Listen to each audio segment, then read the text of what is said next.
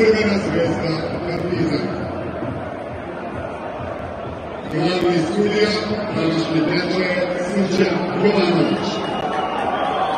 Prirodni pomoćnici Uroš Stojković i Milan Mihajlović.